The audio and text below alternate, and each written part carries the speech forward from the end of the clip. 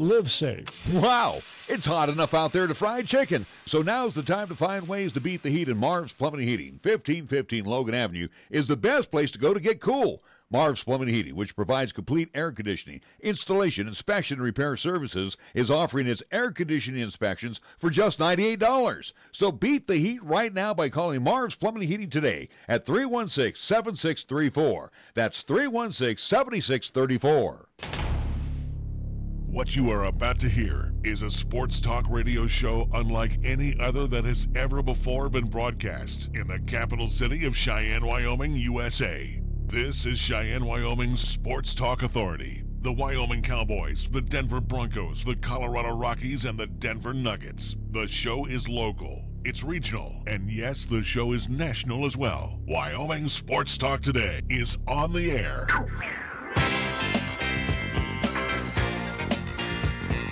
If they're talking sports on the radio in Cheyenne, this is the place it happens. This is Wyoming Sports Talk Today.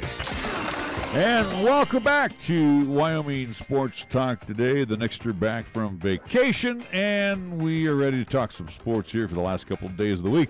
Our program being brought to you by Taco John's of Cheyenne, also Jolly Rogers, RV Sales and Service on Highway 30, Chick-fil-A at the corner of Windmill and Delrange, right across from Menards. Remember, serving breakfast in addition to delicious lunch and dinners 6 days a week, Monday through Saturday. Key of Cheyenne over on Nation Way, Platte Valley Bank ×2 on Vanda High, and on the east side you'll find them right there at the corner of College and Pershing. Medicap Pharmacy on Bluegrass Circle, Lennox Auto Body ×2, the main repair center on Dunn Avenue, where they've been just a little bit busy because of all the hail that has fallen as of late. And of course, the Auto Glass and Detail Center, a little bit on the busy side as well. First Tier Bank, right at 1508 Stillwater Avenue, open Monday through Friday. Talk to them about their great CD rates. Across the street, talk to them about some delicious Paisan cuisine at Mondello's Pizzeria, 7 days a week, 1507 Stillwater Avenue, Suite D in the Greenway Commons. The Wyoming Montana Safety Council, give them a call, 635-4592. Marv's Plumbing and Heating, 1515 Logan Avenue. And, of course, our program, our scoreboard, always brought to you by Pepsi of Cheyenne. We go to the scoreboard, and let's see what Nick has going on today. Yeah, my schedule's kind of dwindling down as we're in regionals right now, at least for Cheyenne Post 6 up in Missoula, Montana. Yesterday against the Missoula Mavericks, Post 6 did get the 5-3 victory, so they move on to today. They will play at 7:15 up in Missoula. They will take on the Mountain View Toros out of Mountain View, California. So that's what's happening in the regional tournament for Cheyenne Post 6. Me? That'd be you, yeah. Major League Baseball, the schedule for the National League. Atlanta's at Washington, San Diego at Milwaukee. The Dodgers are taking on the Rocks tonight in Colorado. In the Pirates, they will move from, where were they at? Oh, they were in Colorado. They'll move They were over whipping to on Colorado. Yeah, they'll move over to San Francisco and see if they can put a hurting on the Giants there. Bruce, thanks to your great job managing. On the American League side, it's Minnesota at Cleveland, Texas at the Yankees, Boston and Toronto. Baltimore will be at Tampa Bay. Seattle will face off at Houston. Our scoreboard brought to you by Pepsi of Cheyenne. Hi, I'm Alex White, tea master at Pure Leaf. When I make tea, everything I know goes into it. You can't be impatient. When I craft Pure Leaf iced tea, I don't take shortcuts, because I want you to have the same amazing taste of iced tea that I do. So I start with fresh picked tea leaves.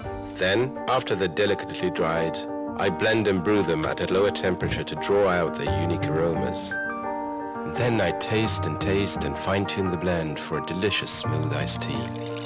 I'd love to have you take a sip right now, but that's one thing we can't do over the radio. But you can experience the same delicious taste of Pure Leaf iced tea anywhere you are. I'm Alex White, Pure Leaf Tea Master. Pure Leaf, our thing is tea. You're listening to Cheyenne's new Sports Talk Authority. This is Wyoming Sports Talk Today on AM 1480 K-Ray.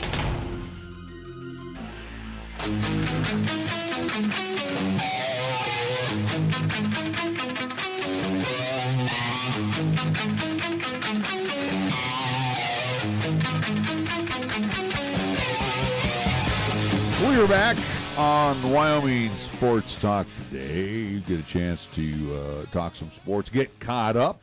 We'll get you caught up on what's going on, the latest of the PGA. Guarantee you that Tiger's not going to win that either, just so you know.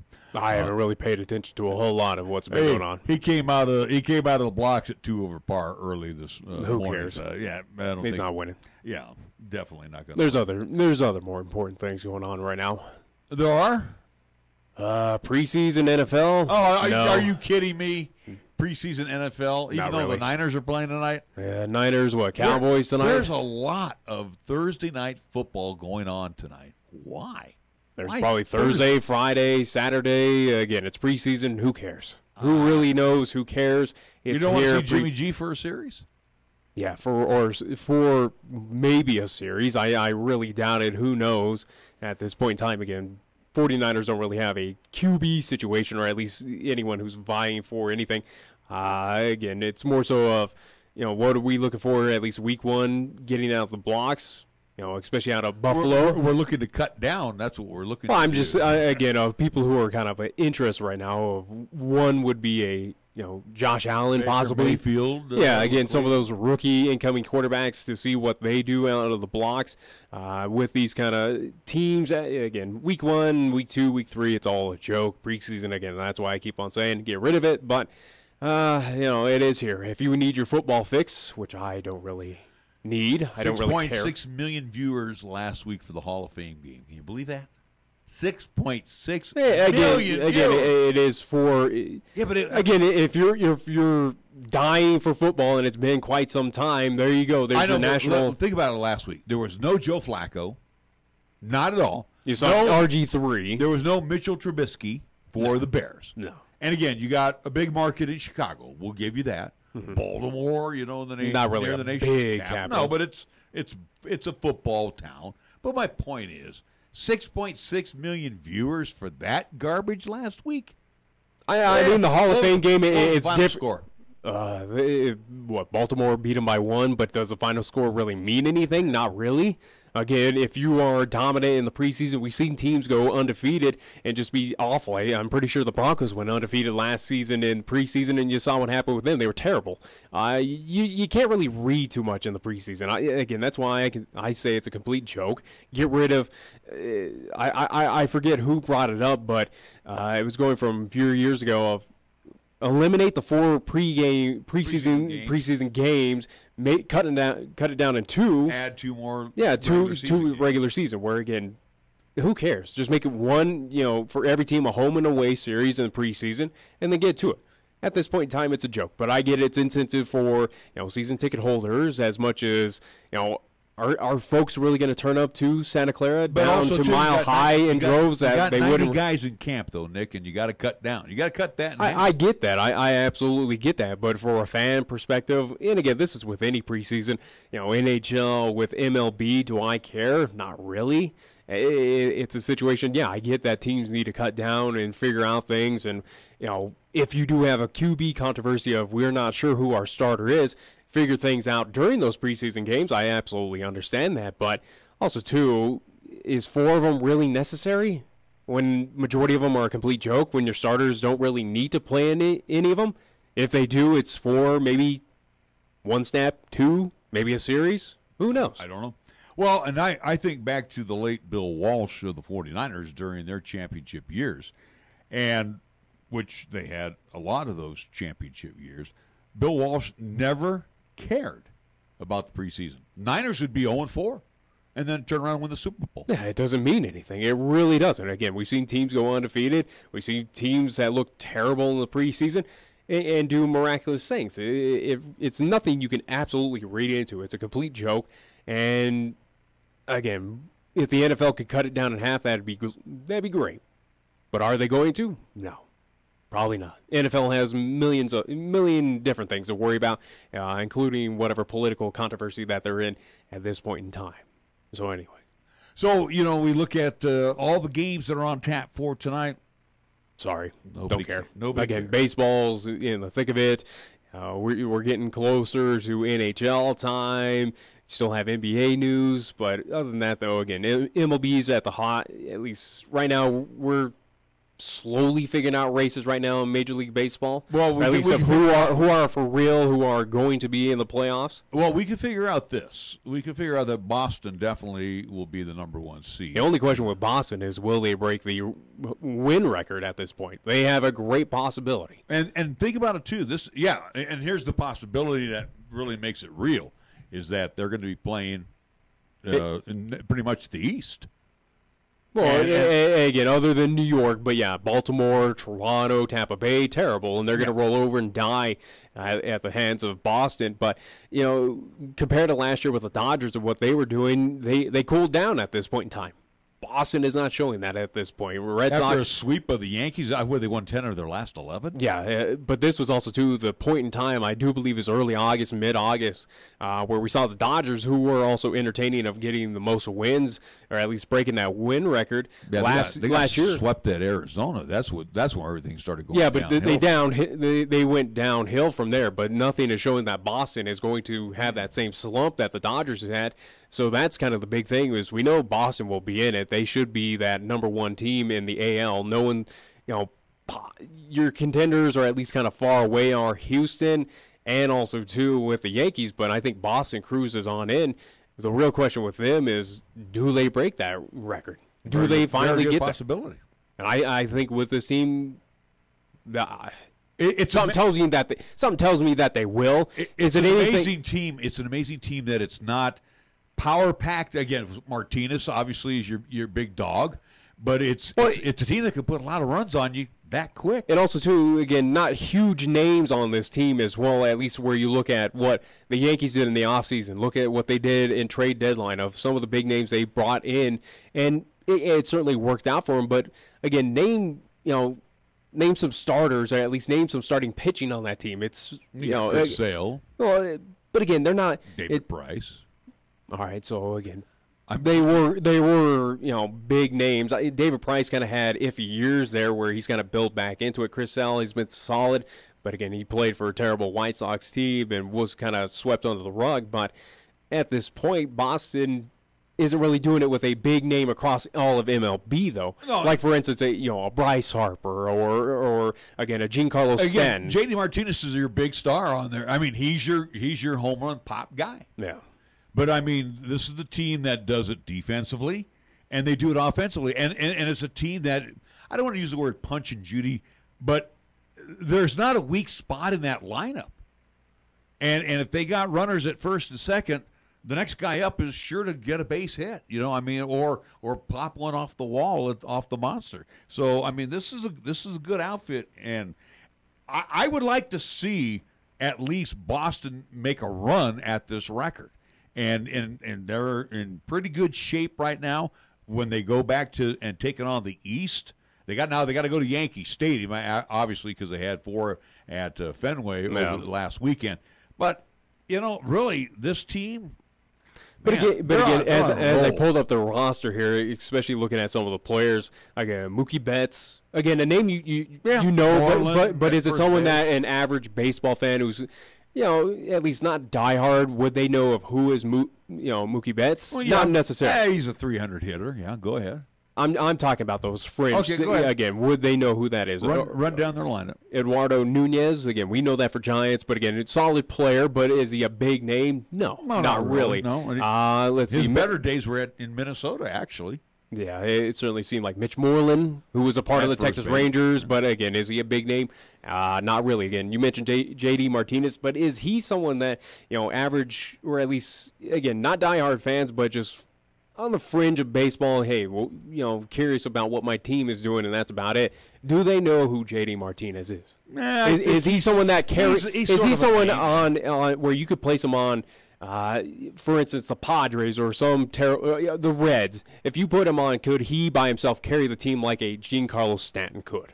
Could be that face. I think could be like a Bryce Harper. I think he's more of a quiet leader than because Giancarlo Stanton gets pressed because of the 500-foot home runs, where J.D. Martinez just hits home runs. Yeah. Looking at also too again Ian Kinsler, who's been just journeyman around there. Baseball, at least pitching wise, again, you mentioned with David Price, Rick Porcello, again, at least with All Tigers. steady. Everything's been steady for Boston this year. Craig Kimbrell, at least Kimbrell. Joe Kelly as well, at least former Cubs pitcher, and a few others. Again, they all had good, at least times. Drew Pomeranz, I think he spent 1 year with the Rockies, I do believe, but And he was awful. yeah, but it's all they're good talents, not big names that are leading this team. It's a team that's meshing well. It's almost a team as the Giants were back in 2010, of that team of misfits of gathering pieces from around the league who had that kind of talent but wasn't using to the full force. I think that's what you're seeing right now with the Boston Red Sox. It is a team that is kind of a band of misfits, bringing all these journeyman players together, and they're meshing well, doing something fantastic and possibly historic. But it also too, it brings up the question with Boston, if they break this win record, we kind of saw with Golden State of what they did of you beat the magical Chicago Bulls record, and it was a really big hype around it. It was certainly big news. Is this going to be big news if Boston floats around it? Is it something where diehard MLB fans are going? No, I think it will be big news, and the reason why, because Boston doesn't need to win a World Series anymore. They've already got 2 World Series here in the 21st century.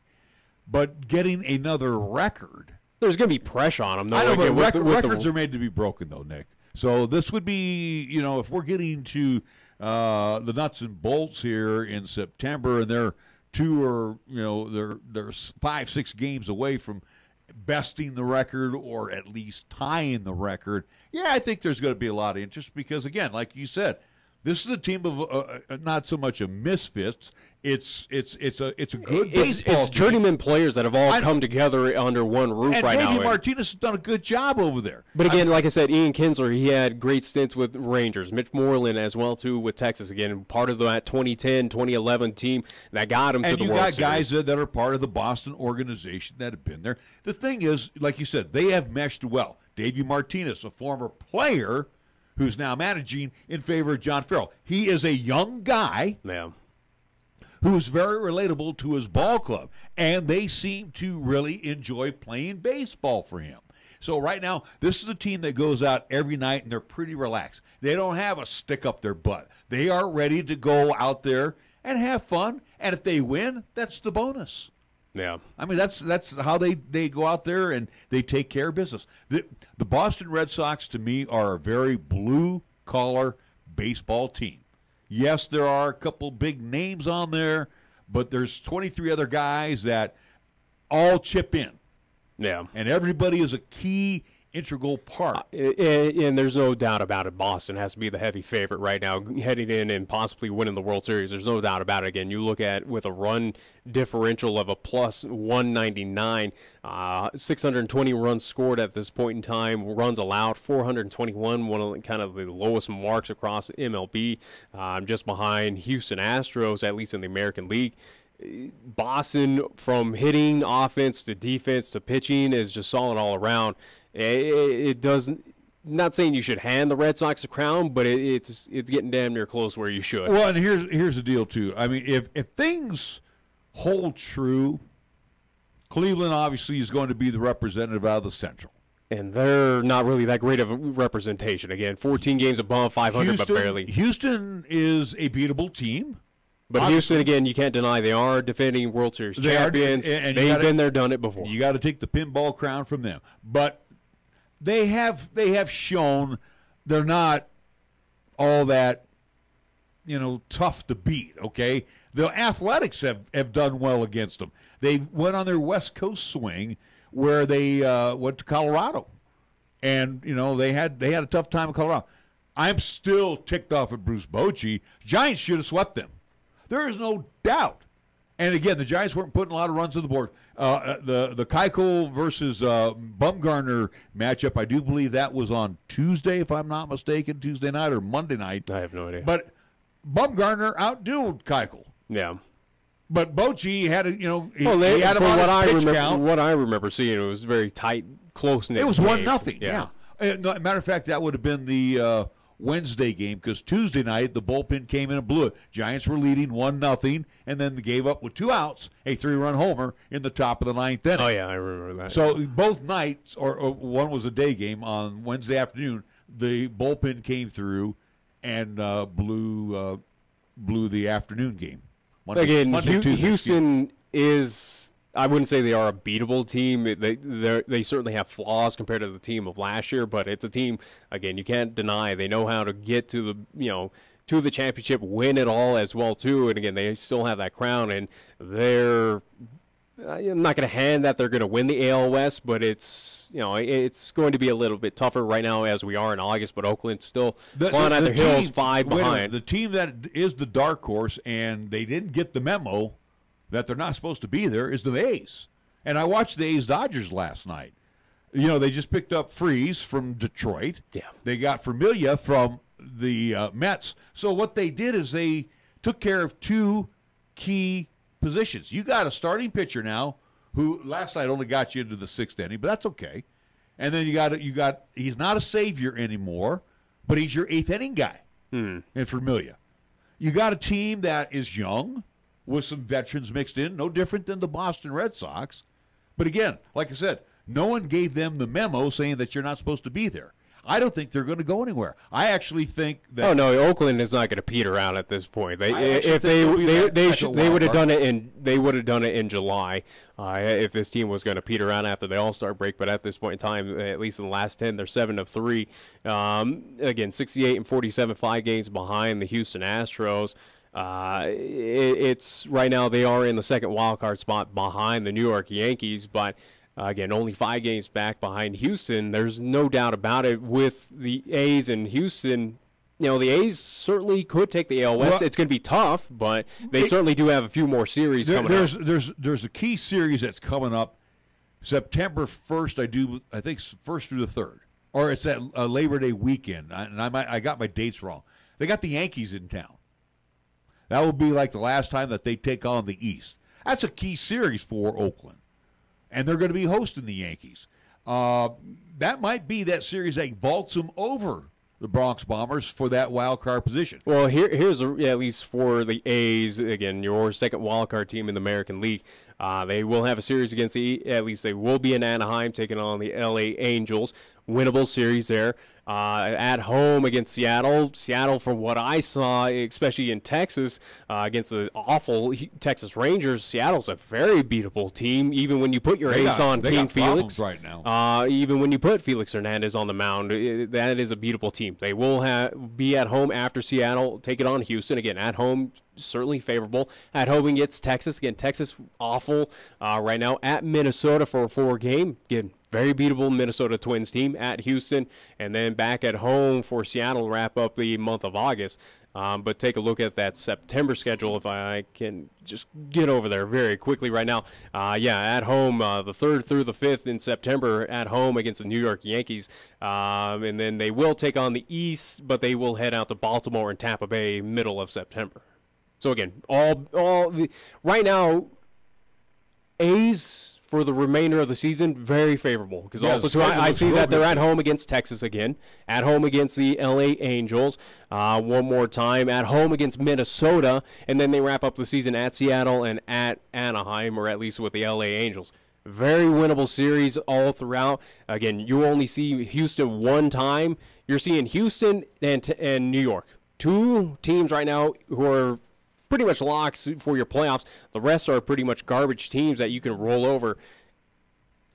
You just can't hand over the AL West crown right now as you could about a month or 2 ago to Houston.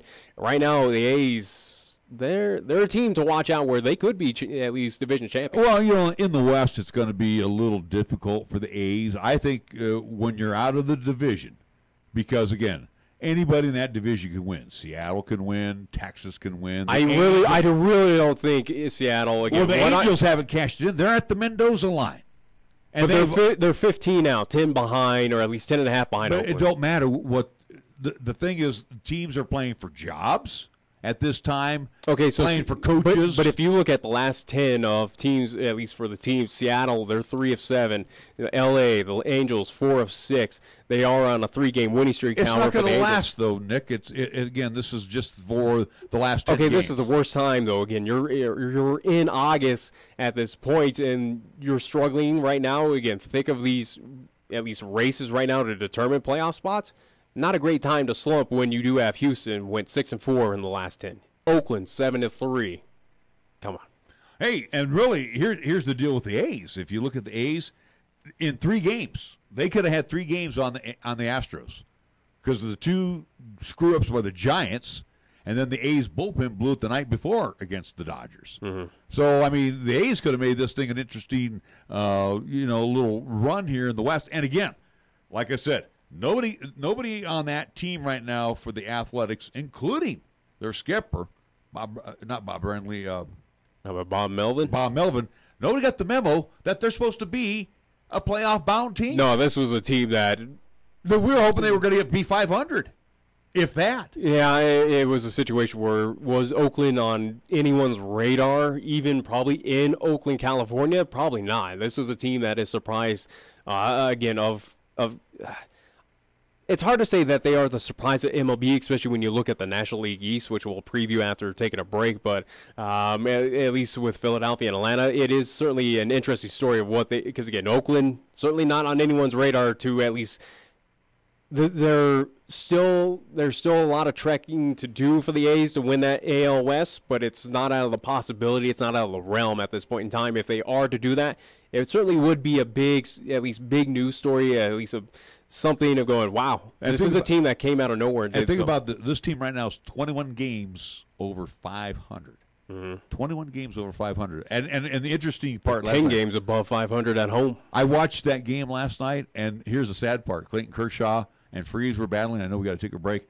There was more Dodger fans in the Coliseum than there were Athletic fans. There's Dodger fans everywhere. They're like a cancer. I understand that, but in Oakland, they don't draw flies. And last night, there was more Dodger fans because they said, great crowd. Go figure with Oakland, they put up a new promotion as well, too. Again, as we need to take a break. But Oakland, after seeing record-breaking attendance, at least for Major League Baseball, at least this year with the Bay Bridge series between them and the Giants, again, where you kind of split hairs of where you're bringing in San Francisco and Oakland fans for that. But they put out a new promotion of practically begging fans to come out to see the remainder of the season of going, hey, here's this great deal where we're offering you cheap. It was basically a pick and choose deal of pick whatever, games you want to go see. We'll offer that. You don't have to, set down any dates, and we'll, come on out for this cheap deal. Well, in 98, last time you and I went to the Coliseum along with your sister and also your mother, we had to pay, I think, $10 a ticket. And you guys, so 98, you were about 8 years old, and your sister was 4. Mm-hmm. So it was $1. This was a day game. I mean, they came up with anything possible. And where did we sit? We sat 7 rows behind the Athletics. No. So again, they're begging fans to show up. But you know what? Last night they attracted more Dodger fans than they did Athletic fans. We got to take a timeout. We will be right back after these words right here on 1480 K-Ray. Chick-fil-A is a proud supporter of our high school athletes at East, Central, and South. May the school year bring success to all of you. Before you start your day, stop by Chick-fil-A for a hearty, delicious, and satisfying breakfast, only at Windmill and Del Range. Breakfast is served Monday through Saturday from 6 in the morning till 10:30 a.m. Breakfast with Chick-fil-A, the most important meal of the day at Windmill and Del Range. The time is now, and the place to go is Jolly Rogers RV Sales and Service for their annual model clearance sale of Jayco RVs and fifth wheels. This is your year to travel the countryside, and what better way with your Jayco RV from Jolly Rogers RV Sales and Service. And to put you on the road today, save 30% on their annual model clearance. Their savings are always the best on whatever model you select. Come see and take home your favorite today when you buy from Jolly Rogers RV Sales and Service at 6102 East Highway 30 in Cheyenne, or go online to jollyrogersrvs.com. Are you thinking about purchasing a home? Then Platte Valley Bank can help. With Platte Valley Bank, you can count on local decisions and expect to work with an experienced staff to design a loan to fit your needs. Just log on to pvbank.com and fill out our online application. We have money to lend, And at Platte Valley Bank, we are in the business of fulfilling dreams, enriching lives, and building our community one loan at a time. All loans subject to credit approval. Certain restrictions may apply. Platte Valley Bank, member FDIC, equal housing lender. Here's the latest weather forecast on 1480 K-Ray. Weather-wise for today, sunshine, expected daytime high of 83 degrees, mostly clear for tonight, our low down to 52. Tomorrow, Friday, sunshine with the daytime high expected to be near 84, and for Friday night, mostly clear, our low down to 51 degrees. When it comes to sports talk in Cheyenne, it's a whole new ballgame. Let's play ball! You're listening to Wyoming Sports Talk today, and it's only here on AM 1480 K-Ray.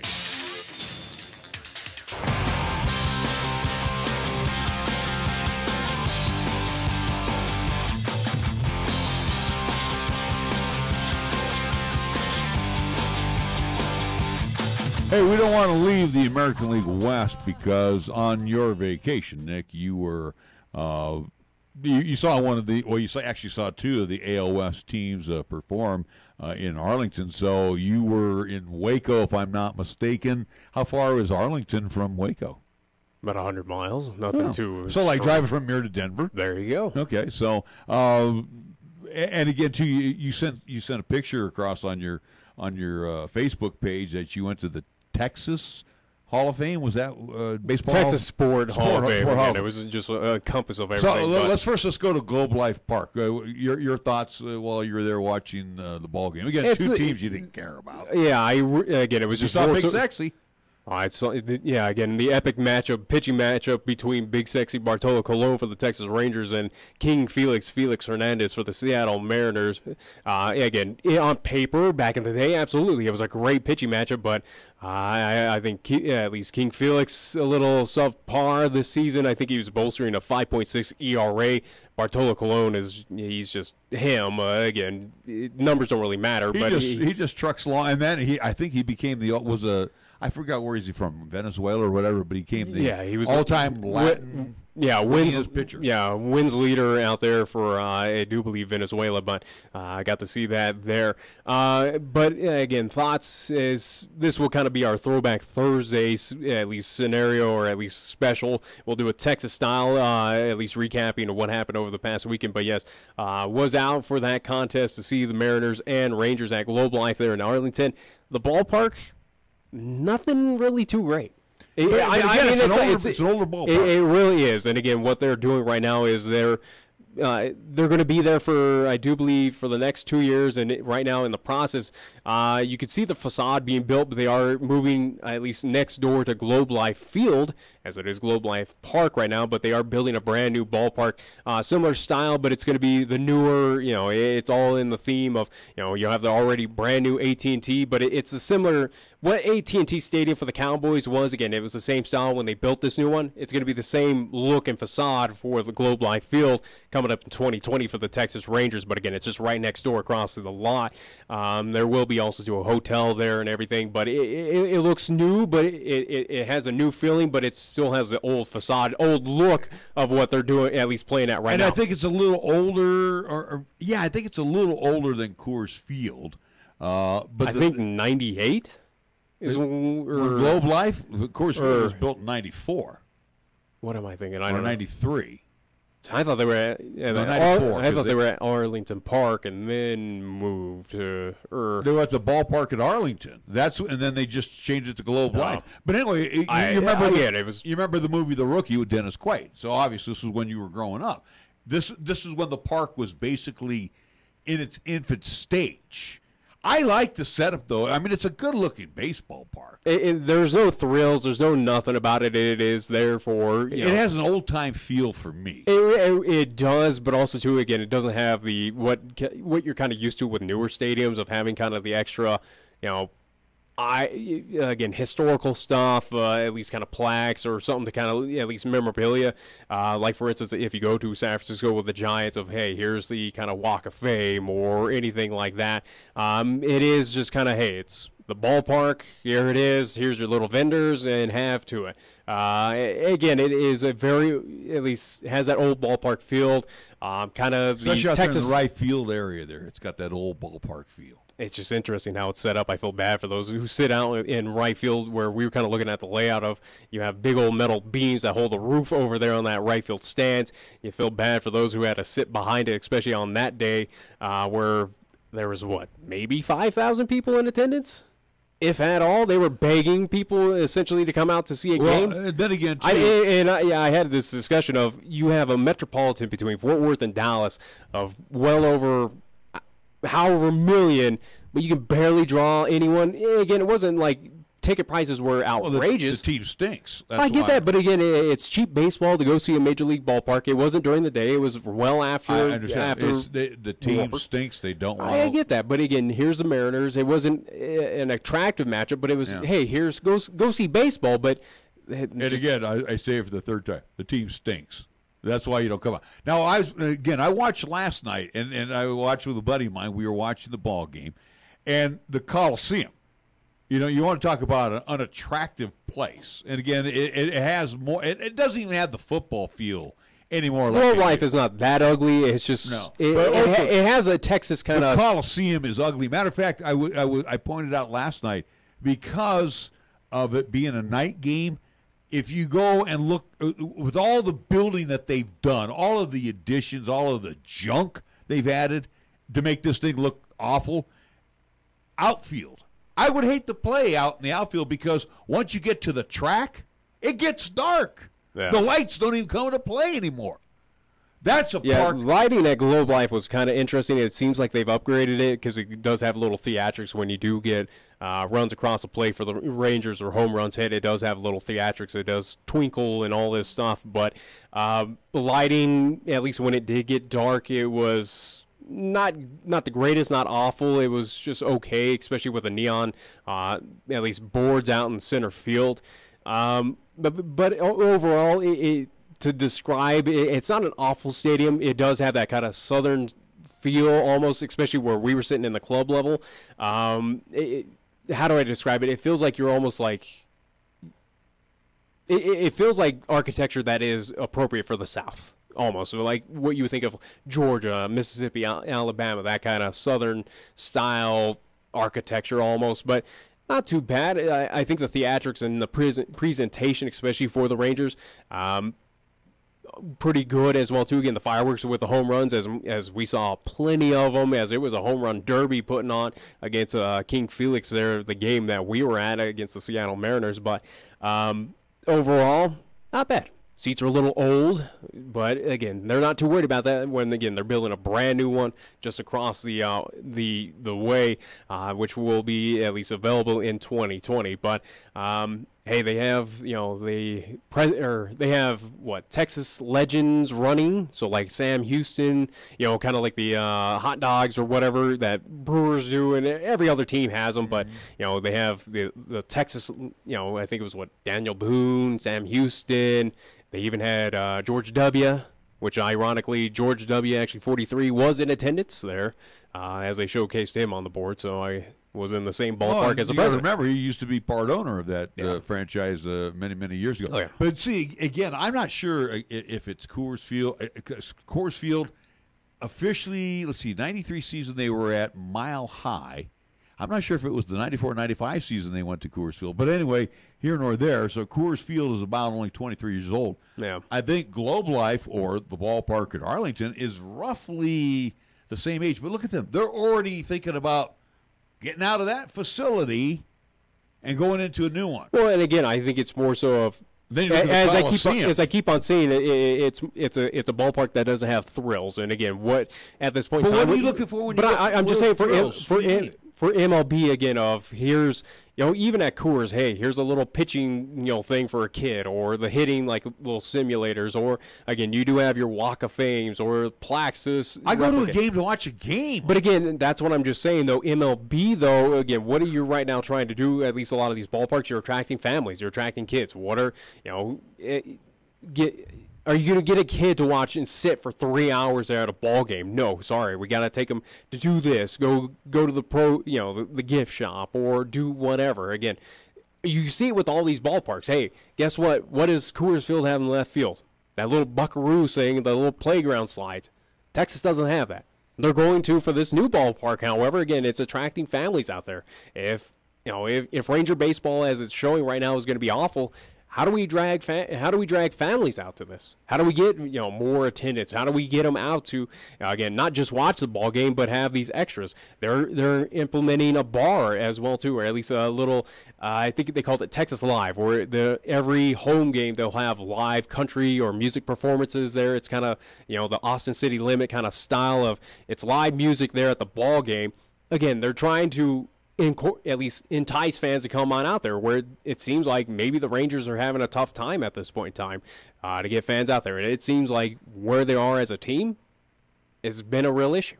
Yeah, well, it's interesting. They forgot about the team, but they're more interested in the aesthetics than they are in improving the Rangers instead of selling off Cole Hamels. Well, and again, the aesthetics does help out the team, though. Again, look at what the Giants going from Candlestick to the AT&T. Again, it brought eyes and attention out to there. Again, it brought players who are. First off, obviously I'm a lot older than you, and I've been to Candlestick more than you have. Good for you. Candlestick should never been built.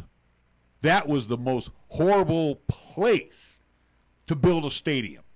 And they built it there because Horace Stoneham, when he moved from New York, was cheap. It was cheap, yeah. And then you built it wrong. I mean, you built it right over the peninsula and a garbage dump, and the winds just came off that peninsula all day long. And again, and really, you and me need to bring up some of the old films of a Candlestick before it was fenced, totally enclosed. And you should see it looked like a paper fest, a tornado of papers all the time in the outfield. It was awful.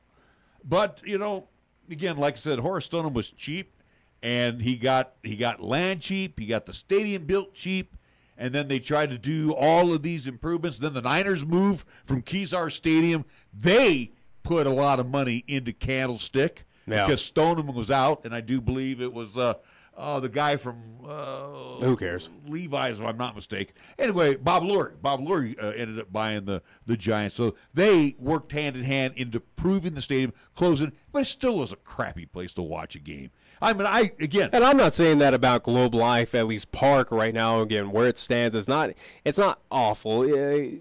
Seating, again, other than the questionable kind of built structure out in right field, where if you are stuck behind some poles, which is kind of interesting of how they had to keep a roof above it to keep those folks out of the Texas heat and sun. But other than that, though, where we're sitting at club level, especially down the third base side, not awful. It's not a bad place to go watch a game. It's just kind of they keep you almost in a Texas kind of style. It keeps you enclosed. It keeps you together. It's kind of friendly nature of we'll keep you all together, or however the best to describe that. Again, it just kind of feels like that, family friendly kind of confines of, hey, we're all together. And I go back to the old Candlestick. Candlestick was more of a football facility than it was baseball, even though it was built for baseball only back in the day, and it actually had better feel for football.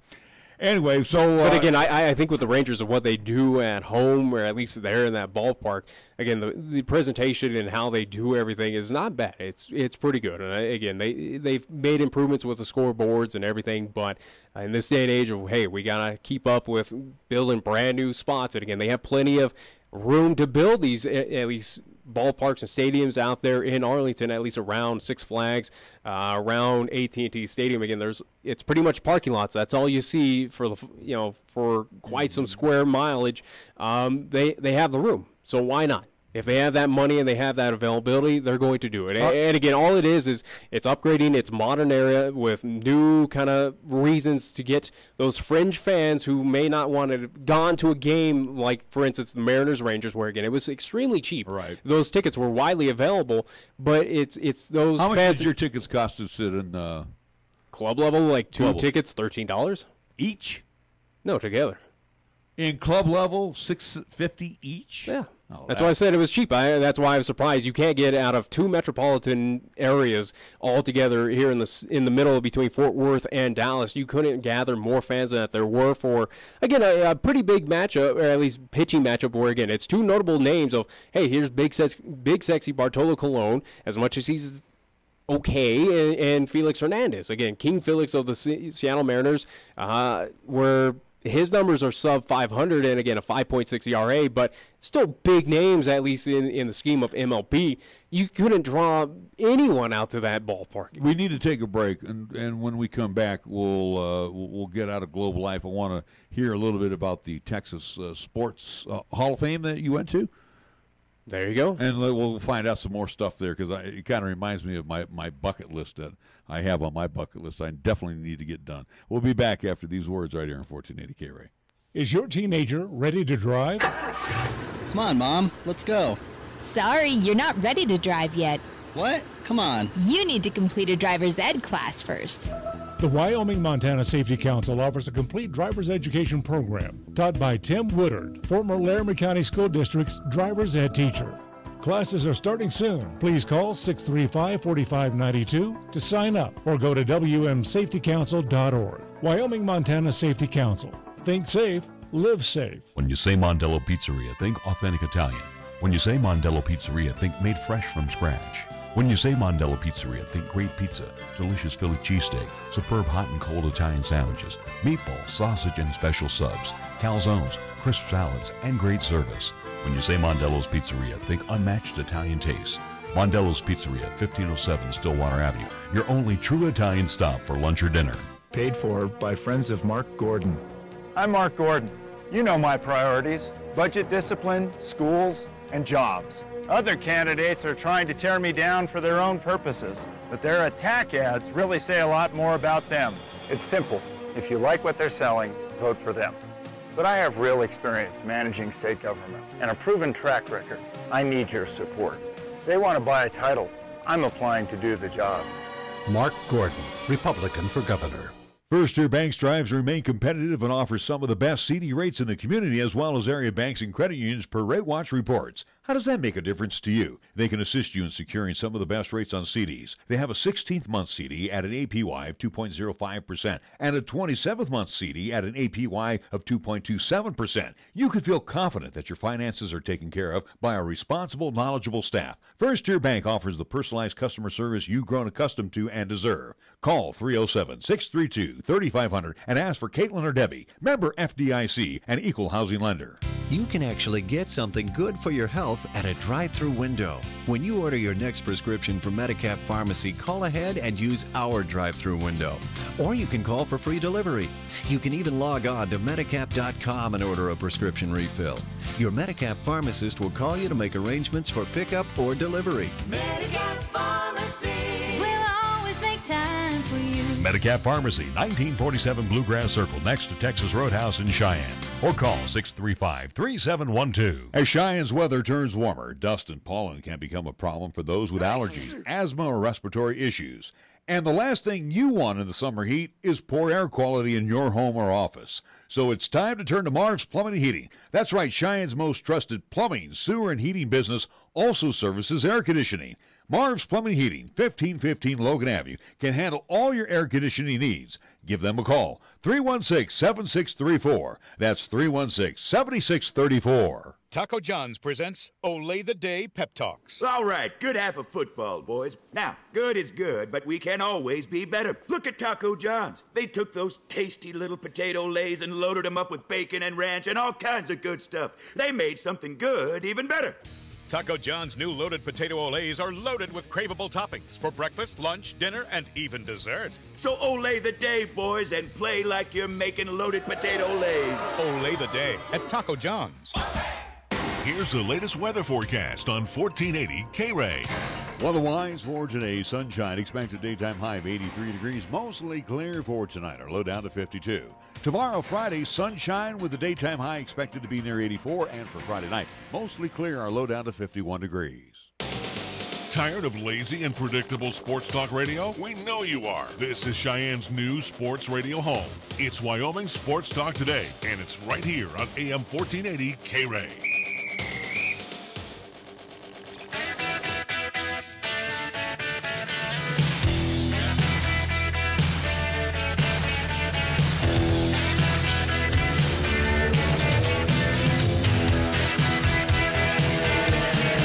We're back on Wyoming Sports Talk today, talking a little bit about baseball in the West, and of course, Nixter taking off. And at least in the American League, we never got to the National League. Well, we'll get to that here next hour. But, again, the Pro-Man bucket list, it's very simple for me. Definitely want to get to Cooperstown. If any Hall of Fame I can get to is the Major League Baseball Hall of Fame. I got to get there. My buddy went, and he said it's unbelievable. The second thing is how my issue with Cooperstown, again, is that something on my bucket list. It's something I'd like to see, but again, the whole process of just understanding, getting in the thick of how MLB or at least these writers and voters go about selecting, it doesn't have that specity anymore. With all this controversy with the Cooperstown in general is. Again, my point right now, at least getting to it with Cooperstown, is it doesn't have that special feel anymore. Of learning the just kind of bad nature of how voting goes about it. It's especially with how they're handling steroid era. Even not as a Rockies fan, but just how they're handling these things of making up excuses for Coors Field, of going, well, Larry Walker played there for many years and his numbers aren't that great. And again, they're going to play that same deal with Todd Helton and a few other Rocky greats down the line, but I don't know, Cooperstown, especially just getting in the thick of things, it's something where it's kind of dwindling on just kind of how special it is. The good news is I don't have to take you, okay? Yeah, so I'll go by myself. Yeah, I doubt that. The second thing, I also find a date. The second thing is that I want to, on my bucket list is, I know a lot of my buddies have gone to Rockies fantasy camp. I don't want to go to the Rockies fantasy camp. I grew up a Giants fan. You're a Giants fan. I would rather go to the one in Scottsdale. Mm-hmm. And there's more history through San Francisco Giants. Well, clearly, again, but that's on my bucket. Been around since what, the early 1900s. I know, but again, there's nothing against the Rockies. I would rather do and I've heard a lot of positives on the Giants ones. I thought about the A's many years ago, and then I said, nah, I'd rather go do the Giants one. So those are my two things on the bucket list. But you did. You went to the This isn't my bucket list. It was just there, at least in Waco. You went to the Texas sport. It was just something to do, in Waco, Texas. Waco, of all places? Well, I mean, it's the heart of Texas. It's just kind of in the middle of at least. It's in the middle of nowhere, Waco. Not really. It's kind of center hub, at least between Dallas-Fort Worth, Austin, Texas. You do have a little bit, 100 miles to the southeast of it is College Station, so home of Texas A&M. But it's kind of there in the middle, at least middle of what is, quote-unquote, of all of Texas, as large as it is. But it's just north of the Baylor campus, along with a few other. I think they have like the Texas Rangers Hall of Fame, which is the actual, not the baseball team, but the actual Texas Ranger out, at least, law enforcement. Yeah, at least we're looking for that term. But no, going back to the Texas Sport Hall of Fame, it's what you anticipated. It's about at least local Texans, local professional Texas teams, colleges there in the state of Texas, and then also too kind of spotlighting out there. A lot of great artifacts that they did have. They had a whole bunch of Texas Longhorns, at least football rings, especially including national championship. Big 12 championships on display from one donor. They do have an official Hall of Fame where they do have inductees. Like, for instance, this year's class did include Gary Kubiak. Did include also too Vince Young for their efforts of what they did in the state of Texas, and then a few other notables as well too. But go figure. The interesting thing, and I didn't realize of Texas was a big tennis state. But they had a whole wing dedicated to Texas tennis, whether it was college, high school, professional, those who have been from Texas, or at least grown up there, and became somebody in the at least kind of professional tennis ranks. It was very interesting of a whole at least wing kind of dedicated to that. There was an entire wing dedicated to high school football down there in Texas, which was fairly interesting from kind of storied programs throughout the state in Texas, whether it was from 1A to 6A, or I think they're at 7A, but interested to see all that. And then there was a wing dedicated to the major colleges around, including Baylor, Houston, Rice, Texas, Texas Tech, Texas A&M. Again, those around, I think they even, or at least it wasn't about the Texas, it was, what am I thinking of? No, it was the Southwestern Conference. That was what it was about. So they had Arkansas included in that. And again, Baylor as well. But all in all, what it was, again, for the price, it's something. Now, you saw some rings there, right? Because I saw one picture. You had some pictures of rings. Well, that was they had a section to Nolan Ryan. They did have some Texas legends, or at least greats. Like for instance, they had George Frazier, George Foreman on there, including Nolan Ryan. I'm trying to think of it. They had one kind of. And it wasn't just sections. It was just kind of like a grouping of, hey, you walk through this little area. I think they had one of like artifacts from like Tom Landry, a few others, but no, they had on display Nolan Ryan's rings that were from him, all of his All-Star Game appearance rings, and the one lone World Series ring that he did have with the New York Mets. So that was on display from the Nolan Ryan, so it was kind of cool. They did also to pay homage to his perfect games, his no-hitters, how he was drafted, again, artifacts from the Mets, from Rangers, from Houston, jerseys, all like that. And again, they also did have little sections to the local, at least pro teams. For instance, for the Texans, they did have a World Series display for the Houston Astros, which was there only temporarily because those artifacts were at least given by the Astros, but it was just, on lease to that museum for the time being. But all in all, again, if you travel down to Waco, Texas, get right just north of the campus of Baylor. It's in the shadow of McLean Stadium, home to the Baylor Bears football. It's not a bad place to go check out, again, of just kind of sports memorabilia. Again, not necessarily of Texas. It's of those who've been, at least throughout the state, and those local teams. And, not bad. Not too bad to go check out. There you go. So you're getting at a young age, you're getting to see a lot of things that.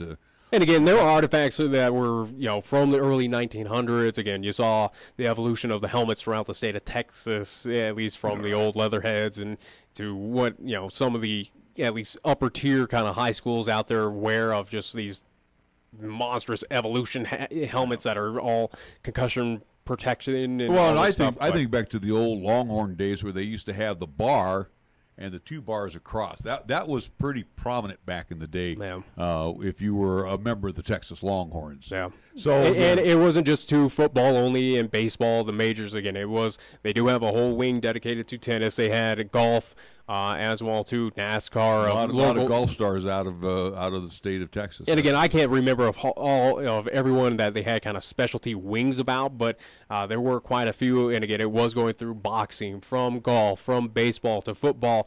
Not a whole lot of hockey. I wonder why. There was a small little thing on the Dallas Stars, but that was about it. But nothing too major on hockey. Again, track and field, swimming, especially with at least Texas Longhorns, swimming and diving. Again, it covered all aspects, and again, it was artifacts from early 1900s, or at least kind of old artifacts, all the way up to current day of, hey, here's recent, at least I think they had third base from the Game 7 of the World Series there on display, and a few also famous balls from the World Series victory from the at least Houston Astros from last year. So again, it encompasses all sorts of sports, and again, it's a fairly large and time-consuming experience, and something. Again, if you are in the Waco area, something to go check out. All right, before we go to the top of the hour, because I know we need to get there right now, just an update on the PGA tournament, PGA Championship. Ricky Fowler is in the clubhouse with the lead. He has a 5 under par 65. Brandon Stone still on the course. He's at -4. Dustin Johnson still on the course through 16. He's at -4. Austin Cook, Ian Poulter, Pat Perez, Jason Day, Brian Gay, Stuart Sink, and a couple others are in at 67. I'm just running down the list here real quick here. I just want to see some of the other names here if we can catch them before we get into the top of the hour. We're already there, so just hurry Jordan Spieth is at +1. He's still out on the course for today. He's out after 11. I'm looking at what did Tiger end up doing today here. There's a lot of guys that are in the big pluses right now. Davis Love III shot a +5.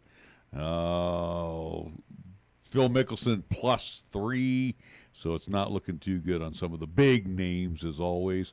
As far as, the oldies but goodies. I can't see anything here on Tiger yet, so we'll look him up here, and we'll get back into him in hour number 2. Excuse me while I Google flights back to Texas and whatnot, because you're just boring me with golf nonsense again. With Tiger Woods, who cares? Give up. Give up. He's not doing anything. Just retire. Give up. Okay, well, you tell him that. John Daly. Big John is on the course. He's probably doing better than Tiger. He's even right now. Look at that. He's doing 13. Better. Brooks Koepka, the U.S. Open champion, he's at 14 through 14. He's even. All right, we're going to take a timeout. Tiger Woods ended up the day. He's even par at 70.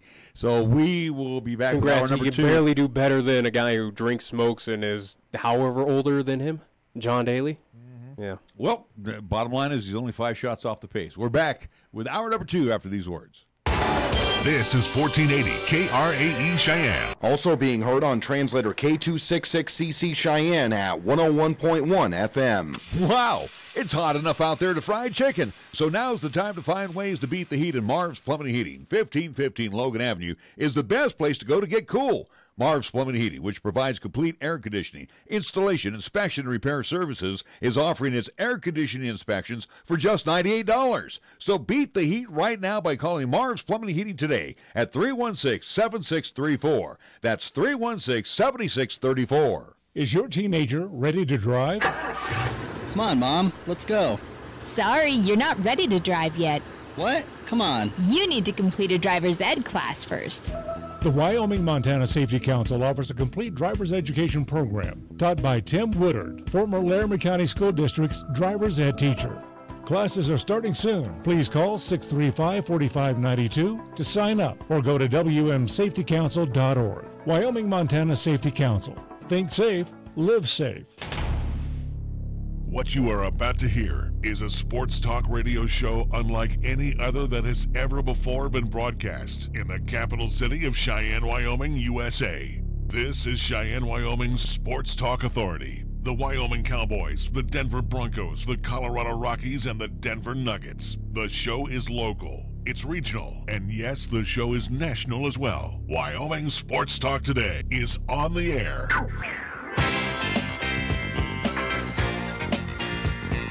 If they're talking sports on the radio in Cheyenne, this is the place it happens. This is Wyoming Sports Talk Today.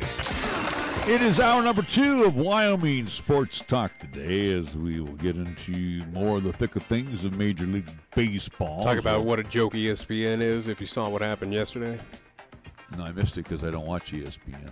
Oh, you didn't catch ESPN 8? Oh, we'll talk about that here coming up in a little bit.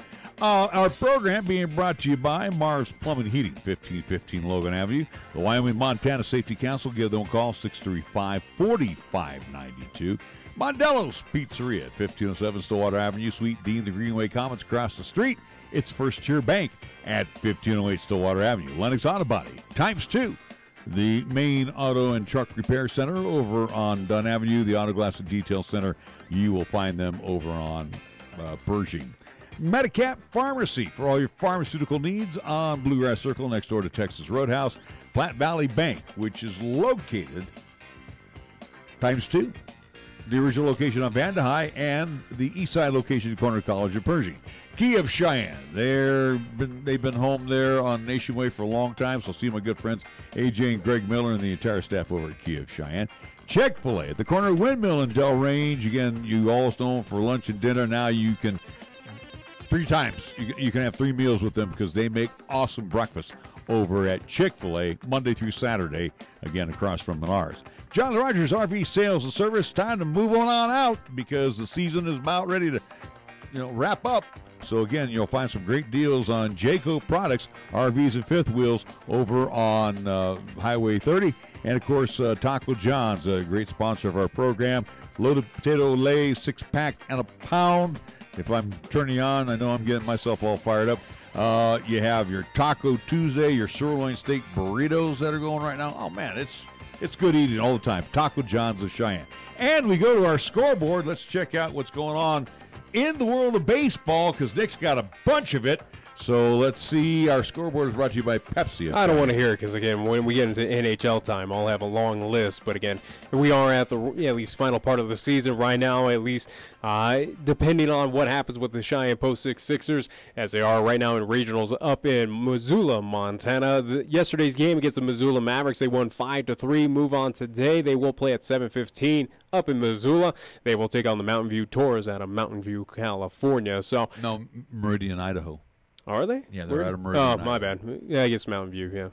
Yeah. Either way, though, they're moving on. They're playing again today. So I'm there to help you out. Get your facts right. Sorry, I've been away. I've been in Texas. I've been enjoying a vacation. I haven't kept up on much. Okay. Sorry.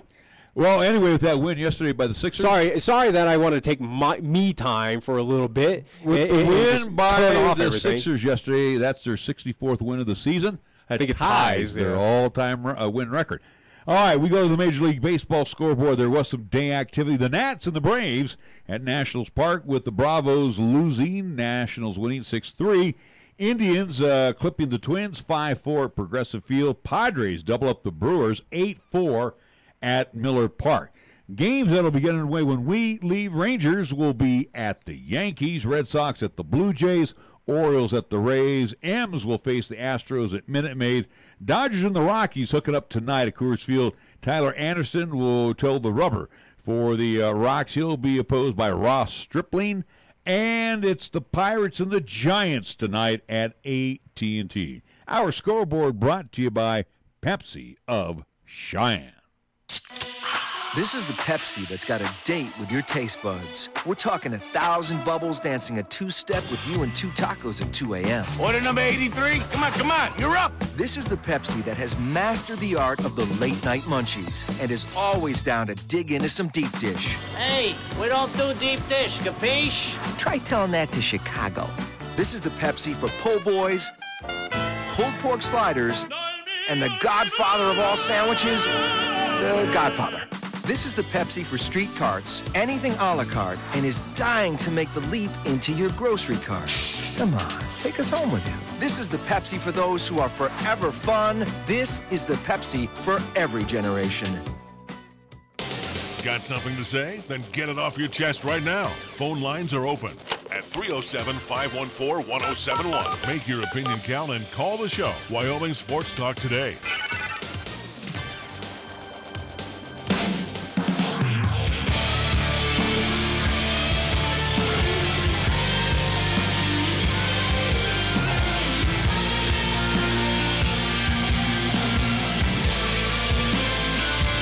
Welcome back to Wyoming Sports Talk. Today it is hour number 2. Again, a plethora of football for you tonight. If you are, who cares? Well, who really cares? Again, $4 and dollars are being advertised right now to watch on Facebook and all this stuff.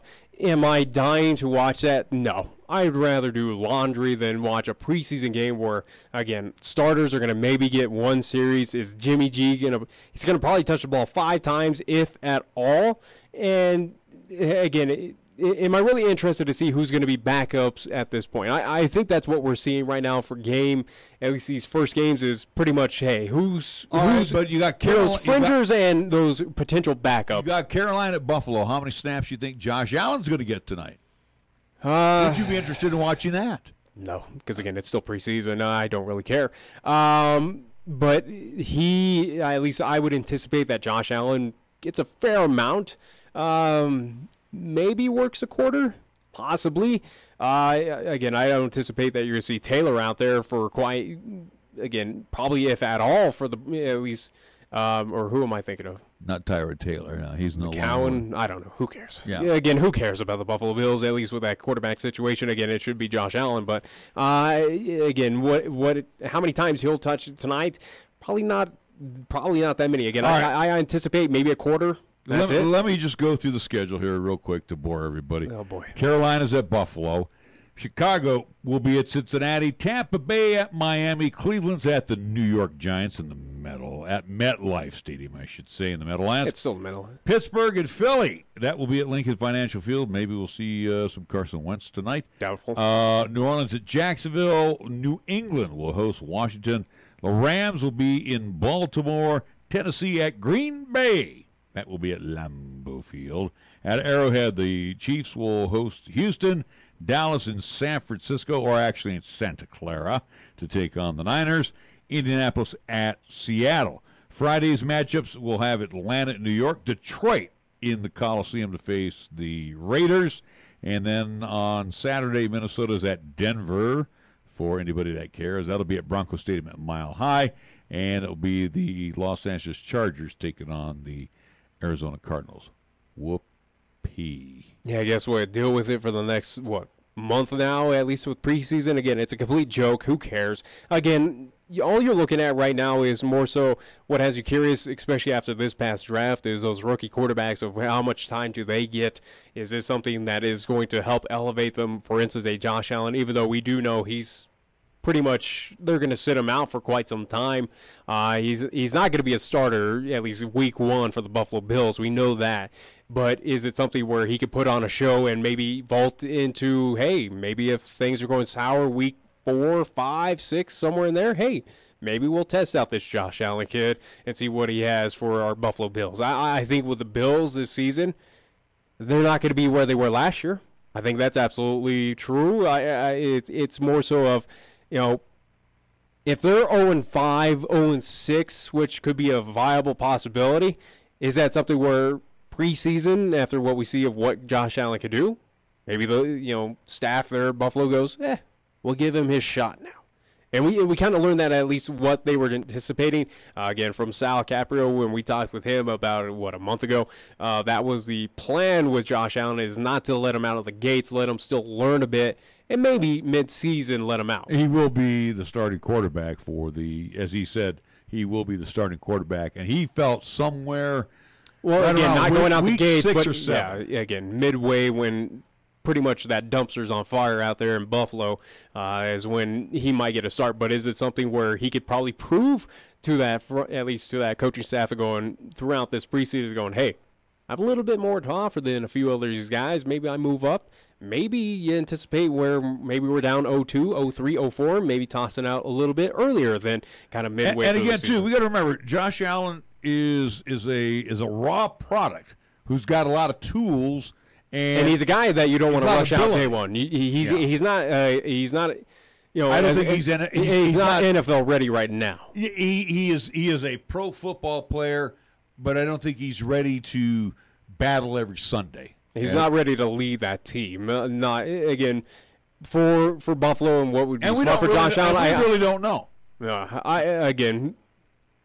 I think with the situation with Josh Allen, it would be smart just to let him learn for a bit, as people were kind of anticipating of, hey, let him, even if it is for that season, let him just kind of learn, let him develop, let him understand, kind of get everything squared away before tossing him out there. Kind of what you saw with the Tom Brady. Again, he had to, especially under Drew Bledsoe out there in Patriot land, hey, let him learn a bit. Let him get into and ease him into the system, and then he takes the reins. And I think for Buffalo, that's a smart thing. I think it's smart in folks who are, and I've seen a few out there kind of complaining and going, no, he should be that number one guy. He should be starting game one for your team, Buffalo. I say no. No. He should not be out there starting game one. This is a guy where you want to mold him. I think he's still taking snaps with the teams. He needs to be molded into the NFL, into the system. Let things kind of lie down and just let him mold into this. Let him get used to it. Don't toss him out immediately and basically doom him to fail. No. Let him just ease him into this. He's got plenty of time. And I'm sorry, no one wants to hear this, but I think the only quarterback right now out of this draft of the upper quarterbacks that's ready to roll out is Rosen. I wouldn't even say that. I'd say Rosen played on some really lousy UCLA teams. They were bad. Rosen has never impressed me with what he did in UCLA. But I'm just saying, Darnold, no, I don't think he's ready. And Rosen obviously will be a starter. They have no one else. I know, but I don't think he's going. I don't think Darnold's ready to take over. Well, Darnold, I don't think he's going to take over. Mayfield, not going to happen. Jackson, he's going to be the starter. I think he. Yeah, but he's not ready. Jackson in Baltimore, not going to take the job. Well, he's not going to take. Flacco. Yeah, he's not going to anytime. And again, Josh Allen's going to take some time. So he's got to be groomed Again, Rosen, I think he's ready to step in. Well, Rosen's a guarantee. He has to be the starter for the Arizona Cardinals because they have no one else out there. Again, Darnold. Yeah, they do. They have quarterbacks out there, but who is going to take it from on the roster? Yeah, absolutely. Name who's going to lead that Cardinals team that's worth a damn.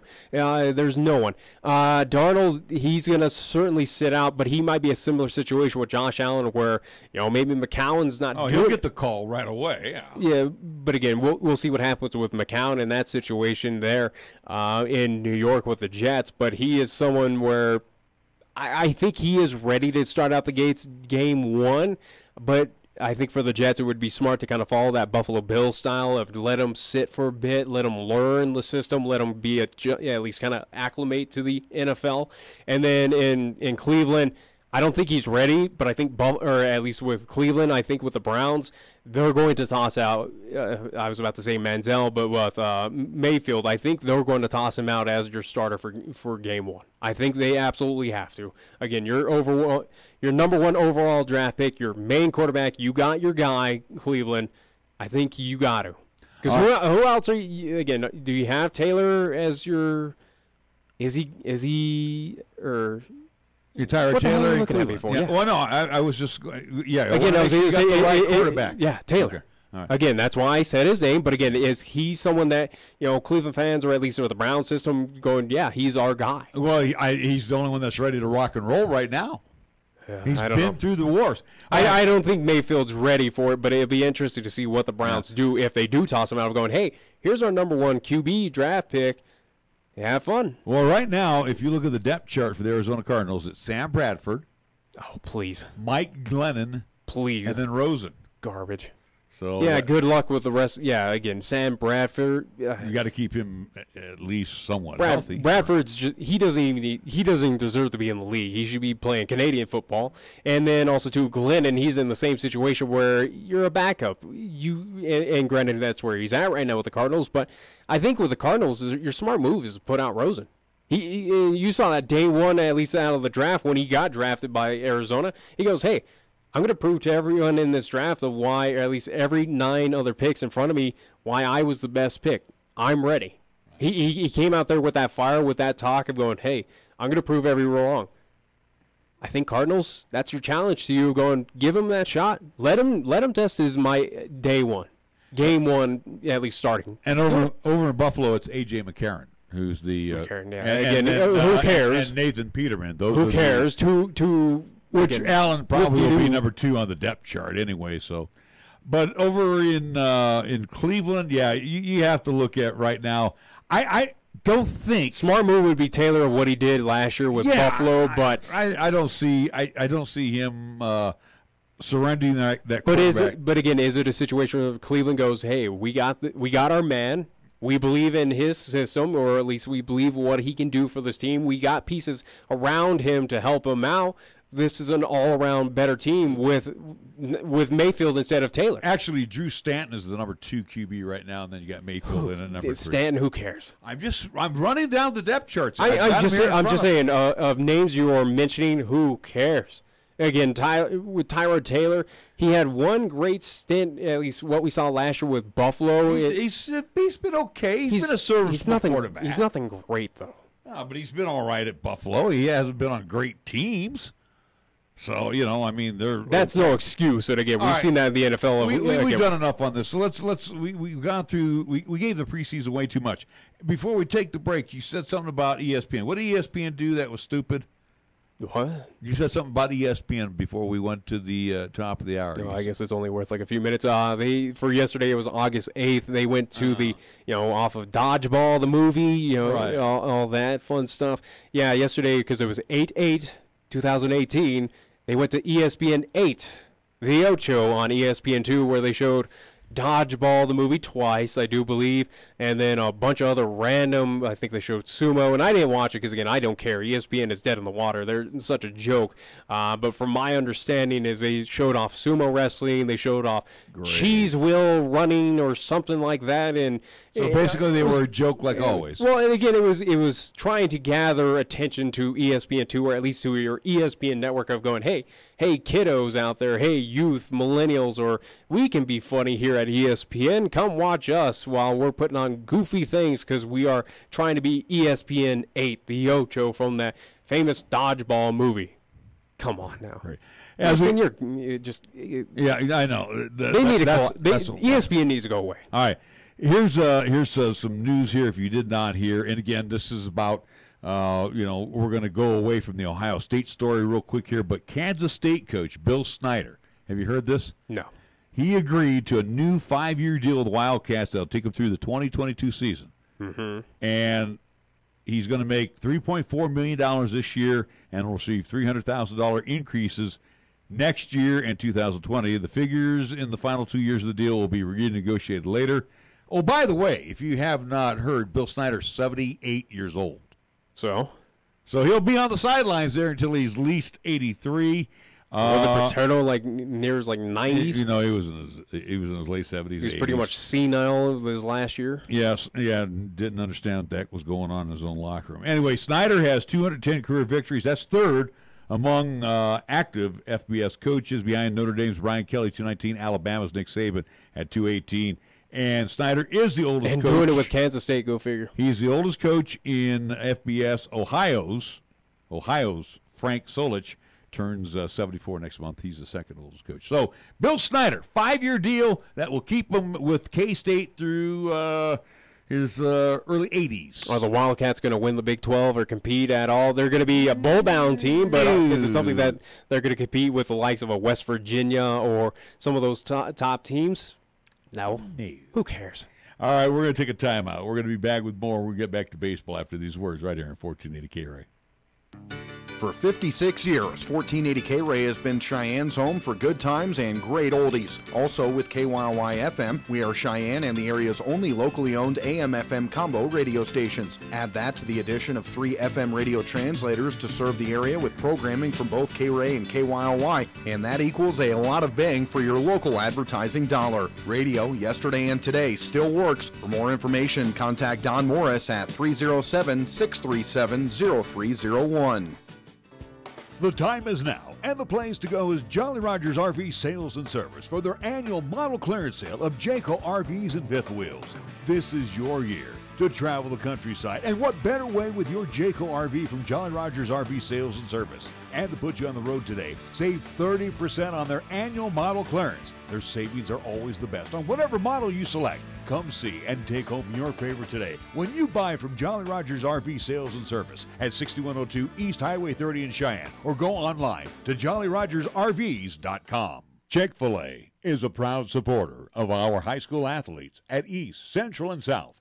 May the school year bring success to all of you. Before you start your day, stop by Chick-fil-A for a hearty, delicious, and satisfying breakfast. Only at Windmill and Del Range. Breakfast is served Monday through Saturday from 6 in the morning till 10:30 a.m. Breakfast with Chick-fil-A, the most important meal of the day at Windmill and Del Range. Do you have a big remodeling project in mind? Then the best tool for you is a home equity line of credit from Platte Valley Bank.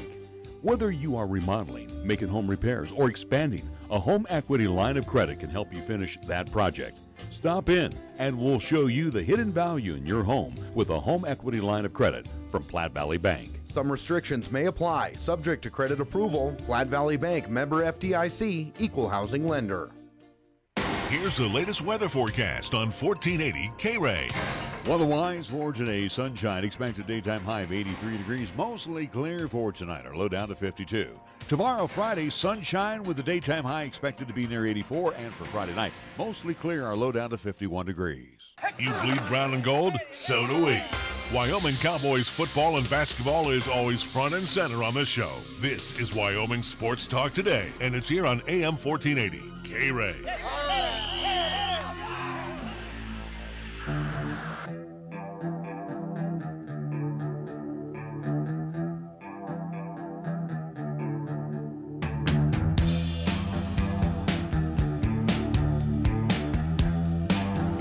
All right, so we're back on Wyoming Sports Talk today. Unfortunately. I enjoyed vacation. I don't know. I minus the humidity down in Texas, that sucks. But again, Texas overall, it's odd of just how you kind of understand, at least you hear about the Texas kind of hospitality, but you don't really see it, or at least when you're there and you see it in person, it kind of catches you off guard of where, I thought, and I want to give kudos at least out to Texas Rangers and that baseball, and at least the folks who do work out there. Friendly, very friendly staff. We even up in the club level where, again, I was out there, took my mom out to the game, but we were just getting waters out of the Texas heat. It was about 102 or something around 5 o'clock there. A manager of a restaurant there where no one really showed up to this game. They weren't having a whole lot of business, but a manager offered to pay for our waters and anything else on the menu that we wanted. It was like, hey, we really appreciate that, but we just walked away with our waters. But kudos to Texas, at least, especially the Rangers outfit and the folks who do work there. Again, if they got radio down there, there you go. You're on the move. Possibly. There you go, and you can take the program down there with you. All right. Texas sport. I don't know what I would do out there. Again, you'd have to cover. That'd be a lot of coverage. There you go. You actually have to work for a living. There you go. I do work for a living. Again, I make more improvements to this place more than you've done in how many years, which, for instance, on our 1480krae.com website, under the Wyoming Sports Talk today, at least page, once you click on that, I have upgraded the interview archive a bit, still under construction essentially, but interview archives from 2017 and 2018 are slowly approaching on our website, so you can listen to any previous interviews that we have had here on the show if you have missed it. If you are just joining Wyoming Sports Talk today for the first time or whenever, or if you want to pay attention to, listen to what Craig Bull had to say last year compared to where we talked to him mid-season, something like that. It is over there under the newly kind of construction interview archive portion of Wyoming Sports Talk today, so go check that out. All right, as we take a look at Major League Baseball now, we're going to move into the National League. We had a lengthy discussion of the American League, and again, probably the surprise team. There's two surprises: how well Boston is doing with just. Boston's not really a surprise of how well they're a very good team, but they're playing excellent. How's that? Yeah. And then you have the Athletics. That's a surprise. That is your American League surprise. Then I go over to the National League, and again, you have two surprises over there in the East. And here's where I'm really ticked off. I don't know whether it's time for Bochy to say adios or not. I think he overmanages now. And again, Bumgarner's had 100 pitches the other night. He's got a 5-hitter. He's fashioning a 5-hitter, and Boch says, "You're out of there." And then again also to Bumgarner, who's coming off of surgeries, and he's already dealt with issues, and he's at 100%. And then you bring in this Watson, or you bring in Will Smith. I mean, these guys. I don't think he overmanages. He's going off of what he's used to of years past of what has won him, championships. But he doesn't have the horses in the stable anymore. Okay, but he's still believing that he does, though, and I think that's just more the issue. I think more of the issue with the Giants is not with Bochy. It's essentially is what you need to do is overhaul that team as a whole. And that goes from maybe starters to, with relief pitchers to maybe potential offensive players who are out there again, maybe a Hunter Pence. There are pieces right now. It might be for the Giants of depending on what they do this season, which it's looking like they're not going to make the postseason, unfortunately. No, not at all. With the Giants, I think in the offseason going forward for this team, it's a very possibility, and I think something that the Giants front office needs to look at is overhauling and possibly fire selling a lot of pieces on this team. And for instance, I'll say Johnny Cueto. I think Cueto. Now he's having Tommy John surgery. I get that, but he's also too in his years. He's been solid, but he is running into injuries of recently. He has had that injury bug in the past couple of years. Same with Samardzija. He might be another piece that he might be on the move. Those relievers that we do have currently, again, with the Dyson, with Melanson, with Hunter Strickland. Melanson, bye-bye. Okay, good. Thank you for your lame commentary. But no, I'm saying he needs to go. I am just saying there's a lot of pieces. Again, Will Smith, a few others in that relief corps that need to go bye-bye. Again, position players, maybe you look at, Panda. He's going to have, at least he's already had his season kind of wrap up with his injury at this point, but maybe it's time to fire sell and start over with that team. look at what you can do. Maybe work with that farm system as much as they've kind of obliterated the farm system with trades that sent out to the Mets or wherever else. I think the Giants at this point, they need a strong look at internally of what they need to do. Of, what we have right now is not working clearly. And I think we need to, instead of adding little small patches and Band-Aiding a few areas here and there, no, I think it's a situation where you toss it out and start anew at this point. And again, it'll be interesting to see what the Giants do. One game below 500. This is not a team, especially in how competitive this West is, even though they are 6.5 behind Arizona and they're clumped in with the rest of L.A. and Colorado. The Giants are not competing right now what the West is. But also, too, the West right now in the National League has been struggling overall. You look at with Colorado, their last 10, 3 of 7. Dodgers, 4 of 6. Right. Arizona has been your okay with 6 and 4. But other than that, though, the West in general, at least in the National League, has been pretty awful every Well, and again, too, and then I'm going to get out of the Giants here, and I'm going to look at the Rockies. And again, you still can waive players. And again, too, once the waiver wire, and if you clear waivers, you can be picked up. I'm telling you right now, this Rocky outfit has got to waive McGee. McGee has got to go. They put a lot of money in him. Now, Jake McGee's worth $5 million. He's out. That's a lot of money to the Rockies. Well, and Wade Davis, I'll tell you what, especially on that payroll. You forked out a lot. You forked out a lot of money for Wade Davis, Brian Shaw, and Davis. Well, again, the most expensive bullpen in baseball is what they got, and this is what they have. If I'm the Rockies, as a matter of fact, the other night that they lost to the Pirates, not the blistering they got yesterday, or excuse me, it was yesterday. Tuesday they got beat. I don't even know what the hell you're talking about. Well, no, they got beat like today's 10. Thursday the 9th. I know. Yesterday they lost 4-3, but they got beat up like 10-3 the night before. The thing is, it's just like this bullpen. You just never know. Yeah. You just don't have a clue. It's like you got the dice and you're rolling. You hope you don't get snake eyes. I'm going to trot out Onevito. I hope he's going to get us through the 8th inning. That'll lead us into Davis. Roll out the dice again. I hope Davis can get us through the 9th. Don't know. The surprise he's had with the Rockies, as much as going into this season and kind of seasons of past, especially with what they have done on the offense, their offense is nothing really too spectacular.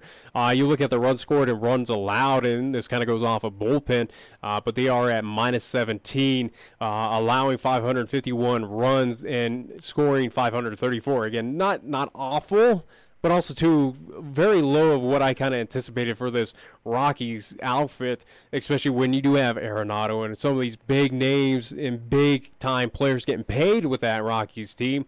It's very interesting. Again, I think with the Rockies, you're pretty happy about being 6 games above 500, or where they were about 2 months ago, where it kind of felt like that ship was starting to sink very quickly for the Rockies. But 3 games behind Arizona, 2.5 behind the Dodgers, still somewhat competitive in the wild card. Well, they got the Dodgers in town starting tonight.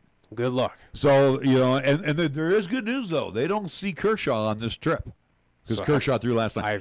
Here's the deal. That's the least of their worries right now. Here's where I'm I'm irritated with Colorado. Again, same with the Giants. You got Wade Davis. You paid this guy about $10 billion. All right.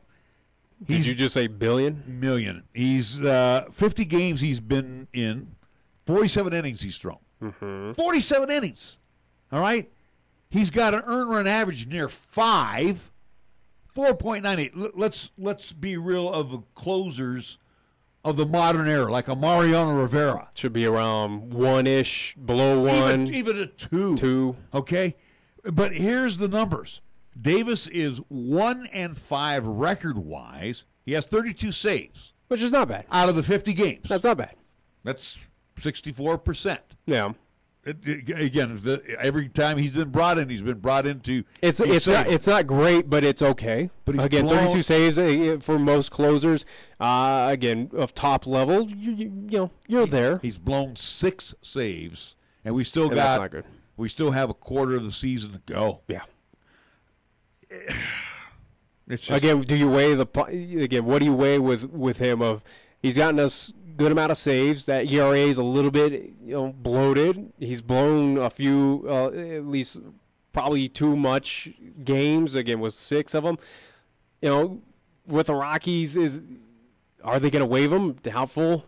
Do they do something with him in the offseason? Don't know. I would think so. But here's one that you need to say bye-bye right now. And again, that's McGee. 45 games. He's got 38 innings in. He's 1-4. Okay? He has 1 save. He's blown 2 saves. His ERA is, you want to talk about bloated? 6.63. That was close. Yeah, come on. I think the Rockies would be smart to waive him or at least deal with him in the offseason. But yeah, he's another piece where you got to do something about it. This is just another cancer on this team. It's pulling that what the Rockies could be. It's just pulling them back down to reality of, sorry, you're not that great. And with that kind of hindrance, you're seeing right now again. Not saying the Rockies are out of it, but as the rest of the West is just kind of packed up in there again with the Dodgers, Diamondbacks above them. It's not a hard hill to climb, but it does seem a little bit far out, especially with that relief corps that does keep you back down to reality of making you mortal. Well, and again, I give you Davis, who's 1-5, and what did I say? McGee's 1-3, 1-4. I thought you said 1-4. Well, let me go back here real quick. I'm just going to bring it up here because I'm going to give you the other one. So that would be 2-9 or 2 wins. And McGee here officially is 1-4. So thank you very much. 2-9. And then I'm going to bring up one more. Brian Shaw, okay, who supposedly has got fixed up when he went back down to Albuquerque. Shaw, 49 games he's appeared in, 43 innings. He is 3-5. So right now we're looking at 5-12 with this bullpen. Just those 3 guys. 5-14. 5 because they had 9. Yeah, excuse me, 5-14. My math is off. He's also blown 4 saves. His ERA, he's brought it down, 6.6. Wow.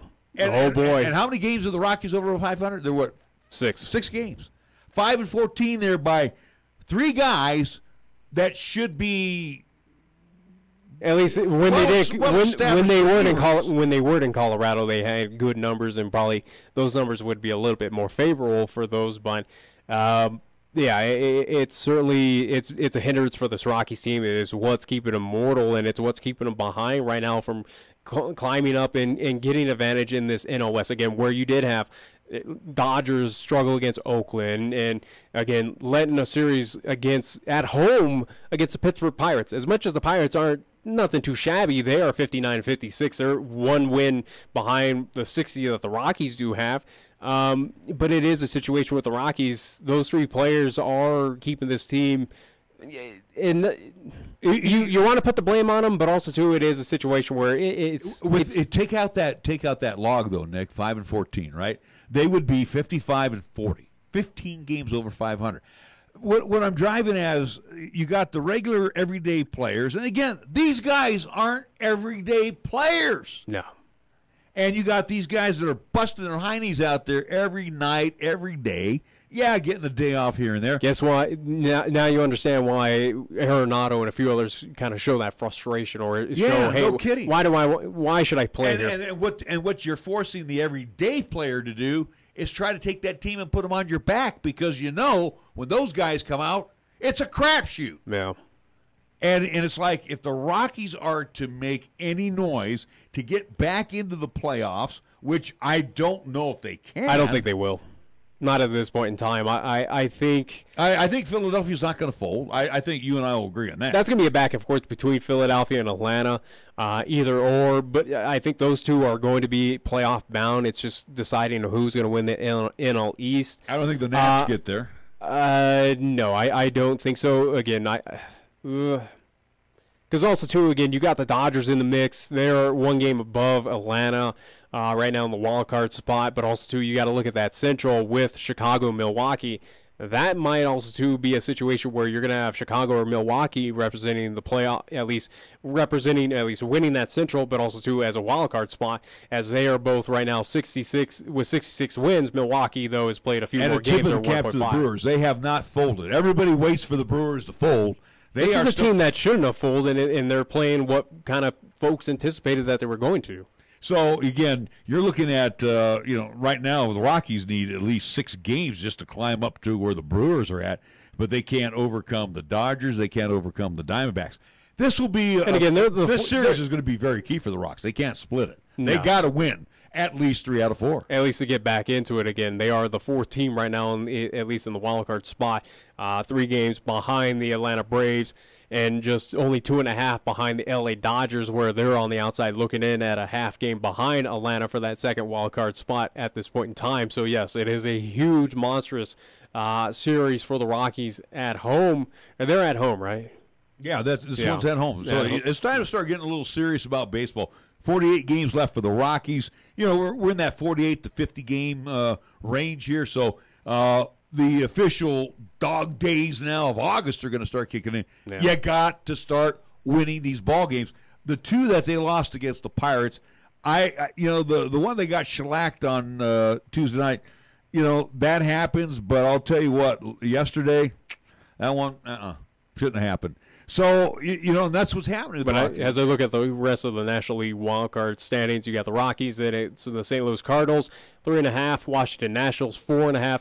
Again, 2 teams that are, going to nip on the heels of the Rockies and look to vault over them. Again, 2 teams that were also in their last 10, 7-3. Pittsburgh can't... You want to write them off, but also, too, you can't. Again, they're 59 and 56, 4.5. They're tied with the Washington Nationals. And then where I'd probably round it out is with the San Francisco Giants. They're 6.5 behind Atlanta. They're done. But I wouldn't say they're out of it, but that would be the last team I would cap it off because, again, Cincinnati, New York, Miami, and San Diego kind of. And the team as we looked at over in the American League, Oakland, you tip your cap to the Pittsburgh Pirates. They fire sailed. We were laughing at them. Remember that before the season started? Well, and you had the entire city of Pittsburgh going, what are you guys thinking about? They were ready to string up the general manager. Yeah, and they're competitive right now. Not saying that it's a playoff bound team. They got a lot. They got to climb up that ladder as well. Again, being 4.5 behind, I don't think they are. They unloaded staff. I mean, we're talking pitchers. They unloaded McCutchen. I mean, this general manager obviously is a lot smarter than you and me and most baseball fans because he saw something within the organization, and again he's building it. Again, he's building it within the organization, and you got to tip this cap right now to the Bucs organization. They are winning and they are in the playoff hunt. I don't think they're gonna. And here's the deal too with the Pirates. Trying to look up again. Don't sell them off because they're now in this West Coast swing. What did they do? They took 2 in a row from the Rocks at Coors, no less. They're going to go to San Francisco. They always fare well against the Giants. Does that go more credit to Clint Hurdle of what he's done with the Pirates in? Or at least, again, where they did fire sell. And, again, they kept on some names. Clint gets along with younger players. He's more relatable to the younger guys. But I'm just saying, the veterans, he doesn't get along with. Is that more credit to Clint Hurdle of what he did with this team? Yeah, I think so. I think again, I thought Pittsburgh was going to be the worst team in Major League Baseball. I really did. Absolutely. After the fire sale of what they did, they basically said, "Hey, we're going to start anew." I thought it was going to be them and Miami kind of competing against each other, but I think with Pittsburgh. It's not stretches of what we're seeing with Oakland. I think Oakland's a far more interesting team, or at least kind of dark horse and surprise of Major League Baseball this season. But you can't discount what Pirates, at least with Pittsburgh, what they've done. Again, this is a team I anticipated. I thought they were going to approach 100 losses. And like I said, too, he's got the similarities Hurdle does to Malone of the Denver Nuggets. The older veterans don't relate to him. The younger guys kind of rally around him because – Hurdle still likes to teach the game. And these younger guys are going, this is great. The older guys, like, I use McCutchen, for example. They don't care. It's like, hey, I'm going to go out there and we'll play center field. I'm going to do my thing. And I'm not. I really doubt that with Clint Hurdle, especially with Andrew McCutchen. Again, McCutchen I'm just using that loved in Pittsburgh. He's been around Clint Hurdle plenty, at least for a few years. Again, let's not forget that Clint Hurdle got him to the playoffs. This is what happened, though, in Colorado. Again, fell out of touch with the older veterans. And, then you have some discontent in the clubhouse. I really doubt that. He right now, he owns the clubhouse. He is the man in charge in the clubhouse. And that's why the Pirates are playing well. I don't think so. I think the Pirates are kind of like what the Oakland A's did, at least kind of the Billy Beane style of we see these aging veterans. Again, McCutchen, he's not in his prime. He's not that all-star capable as what he's been in years past. Again, you saw with other pieces that they didn't unload those veterans going, it's not getting the job done. Let's get rid of them, see what we can get for them, and move on forward with pieces that are up and coming and what's working for us. I think Pirates kind of did the similar situation what the A's have been doing for quite some time of going, sure, you're a big name. We appreciate what you've done for us, but it's not working so far. We need to move on. Well, we don't want your services here because again you're not producing wins. The average age for the Pirates right now is 28 years old. He's got a couple of veterans that are 31. Cervelli, his catcher, is 32. He's got one pitcher that's 31. Like I said, the older veterans I don't think your argument's valid for Clint Hurdle. I think he's managed those players to the playoffs. He's gotten those Pittsburgh teams to the playoffs again a few times, especially with some of those veterans that they did have. Again, with McCutchen and a few others. I don't see that as a valid argument for Clint Hurdle that all of a sudden that he has control of a young clubhouse. I think he is in charge in the clubhouse there. And I think it's what Oakland kind of does of years past, going, hey, aging veterans, you were good in the past. You're not doing it for us anytime. Move on. We'll build around. We'll agree to disagree. All right, we got to take a timeout. We're going to be back. We got to get ready to wrap up our program. Real quick before we take the timeout. So, are we safe to say, you and me, that we might want to throw in the towel for the Giants?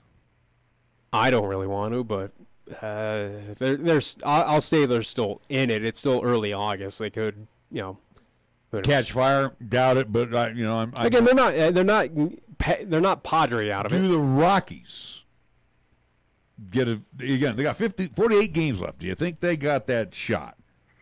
I think this. If I give the Giants a shot, I have to with the Rockies. I would say that this Dodger series is going to be the telling tale. Are they going to make the playoffs?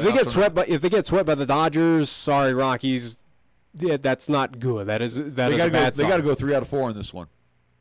They got to beat the Dodgers.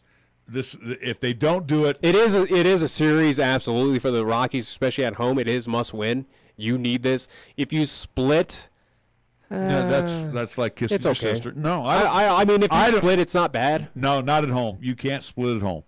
You got this series right here is are the Rockies going to go to the playoffs or not? This series is at least 3 out of 4. You got Anderson tonight, Gray throwing tomorrow, and let's look at the matchups. Anderson versus Stripling tonight, Gray and Maeda tomorrow. Freeland and Buehler. Mm-hmm. And then on Sunday, it's Bettis going up against Hill. So we're going to take a break. We're going to see. I say they got to go 3 out of 4. This will be a telling tale for the Rockies remainder of their season. We'll be back after this timeout, after these words right here on 1480 KRA. As Cheyenne's weather turns warmer, dust and pollen can become a problem for those with allergies, asthma, or respiratory issues. And the last thing you want in the summer heat is poor air quality in your home or office. So it's time to turn to Marv's Plumbing and Heating. That's right, Cheyenne's most trusted plumbing, sewer, and heating business also services air conditioning. Marv's Plumbing and Heating, 1515 Logan Avenue, can handle all your air conditioning needs. Give them a call, 316-7634. That's 316-7634. When you say Mondello Pizzeria, think authentic Italian. When you say Mondello Pizzeria, think made fresh from scratch. When you say Mondello Pizzeria, think great pizza, delicious Philly cheesesteak, superb hot and cold Italian sandwiches, meatballs, sausage, and special subs, calzones, crisp salads, and great service. When you say Mondello's Pizzeria, think unmatched Italian taste. Mondello's Pizzeria, 1507 Stillwater Avenue, your only true Italian stop for lunch or dinner. We know Mark Gordon brings real experience in agriculture, oil and gas, even service on the school board. As a savvy state treasurer delivering record investment returns, he knows how to manage Wyoming's budget. The Wyoming Tribune Eagle says Mark Gordon, quote, has a strong understanding of the challenges Wyoming faces. It's true. Mark Gordon knows Wyoming, and he'll be ready to tackle the challenges on day one. Mark Gordon, Republican for governor. Paid for by friends of Mark Gordon.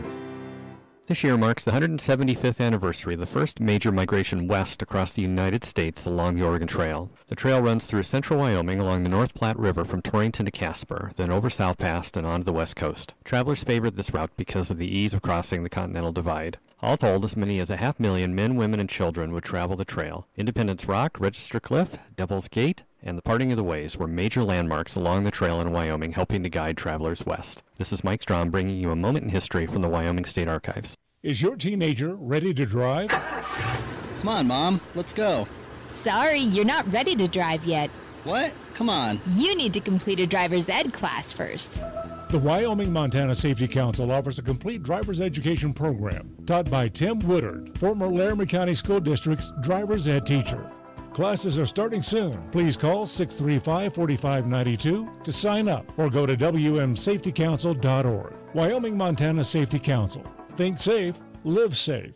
Taco John's presents Olay the Day Pep Talks. Boys, I know you take great pride in being prairie dogs, but a mascot needs more sizzle. And what has more sizzle than Taco John's new sirloin steak burritos? So meet your new mascot, a sirloin steak burrito. Taco John's new sirloin steak burritos are loaded with steak and bold flavors like cheesesteak, steak and potato, and steak and shrimp. God, Wachowski, stop eating the mascot. Olay the Day at Taco John's. At Medicap Pharmacy, we concentrate on nothing but your medications and your health.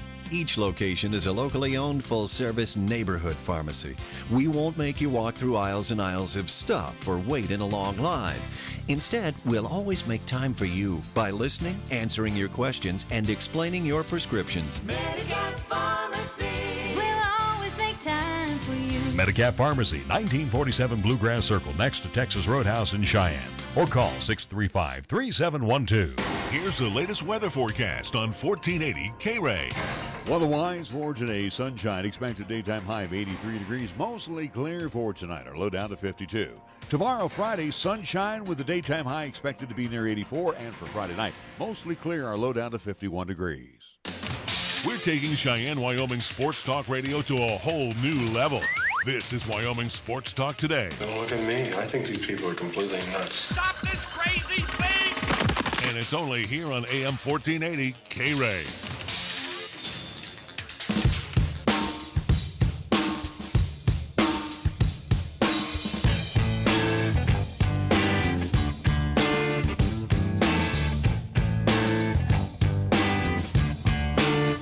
Kind of a weird deal. We only got to wrap about 4 subjects here. You know, your trip and, baseball on the American League side, the National League side, and then, of course, just there's nothing wrong about it. Some football notes. Gotta take some time to talk about me. You know? Cowboys are still doing their thing. Good news out of Cowboy camp. Nobody's really getting banged up yet. That's a good thing. You already have one early injury, at least to the running back. But again, at this point, it's always good news that you're staying healthy throughout camp, right, and avoiding all that. Again, it's just a wait and sit around kind of point in time until game 1 against New Mexico State to see what happens. Again, that can't approach any faster than it can. That first game is going to be the telltale for me of what to anticipate. Here's the thing, too, again, with the Wyoming Cowboys. And, again, I can't stress it enough from my side of the fence, is that this defense, and I still believe it, you may not, and that's fine. College is way different than NFL. I'll just let in that little blurb like that. All right. Again, where defense can win championships in the NFL, because, again, you're playing against other pro-level talent. This is college. You can have a top 10 level defense, but is it going to get done? At least get it done against a elevated Pac-12 team, an elevated SEC team. That doesn't count in the league standings, though. So I'm not worried about it. I'm counting in the Mountain West. That's 2 games right there. You're going to probably miss out on. Where again, this is a team that might be kind of scratching at that 6 wins of going. I think we could have used one of those. I disagree. But also, too, again, that's why I'm saying game 1 against New Mexico State. That's a big one as well, too, where, again, New Mexico State's kind of on par with the rest of the Mountain West, kind of talent-wise. The offense is going to have to, this year as opposed to last year, the offense is going to have to come through. They're going to have to actually catch the footballs. they're actually going to have to open up holes for the running backs. Your running backs also have to be a little bit more aggressive. And your quarterback's going to have to be on target a little bit better. Yeah. So, Vigen's he's your offensive coordinator, like him or not. He's going to be calling the plays. And, again, the Cowboys can't do what they did last year is give away too many short fields. Yes, the defense will get beat quite often. If they have to go 20 to the red zone, the opposing teams, I don't think the defense is going to be a bend and break type of defense. You're going to have a very top-notch defense if you don't. Again, that defense, especially when it gets to the Mountain West Conference, is going to keep you in for a lot of games. Will it against a Boise? We'll certainly see. But again, game 1 against New Mexico State on the road as well too in Las Cruces. That's a big one. That's a big kind of test out, at least contest, where, again, you're playing against a New Mexico State Aggies team that is kind of similar talent to what you're going to see throughout the season. And in the Mountain West, it's going to be that feeler of, if that goes bad, if that all goes wrong, it's going to be a dire situation. Well, if they compete, if they win, get that victory on the road, you could be a little bit more relaxed. Here's where I'm at with the Cowboys this year offensively. I know it's going to be a work in progress. And right now with last year was a work in progress. No, it felt like it. Well, you had your star quarterback, but you had pieces that were being brought into the system. Well, the pieces that were